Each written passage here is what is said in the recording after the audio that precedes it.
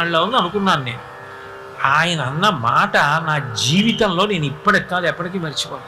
ఆయన అన్నాడు, శ్రీచక్రంతి ఎప్పటి నుంచి నించున్నాడు, కింద నించుంటే నాలాంటి వాళ్ళు కనపడరని ఆ పద్మపీఠం మీద కాలు కదపకుండా అలాగే నించున్నాడు కదా, నించుని కాళ్ళు నొప్పెట్టవా స్వామి, ఒక్క 10 నిమిషాలు నీ కాళ్ళు పట్టే అనుగ్రహం ఇవ్వవయ్యా, ఎంత నిలబడ్డావయ్యా మా కోసం, నిలబడి మమ్మల్ని చూస్తూ అలా ఉండిపోయావా, మేము కనపడలేదు అంటామేమోనని మా కోసం ఆ పీఠం ఎక్కి అలా నించున్నావా, ఆ ఇరుకులో ఇంతమంది వచ్చి విడిచిపెట్టినటువంటి గాలి పీలుస్తూ నించున్నావా, నువ్వు సామాన్యమైన శిలా విగ్రహం కాదు కదా, నకృతం దైవ సంఘైశ్చ నకృతం విశ్వకర్మణ స్వేచ్ఛయా క్రీడతే తత్ర ఇచ్ఛారూపం విరాజిత.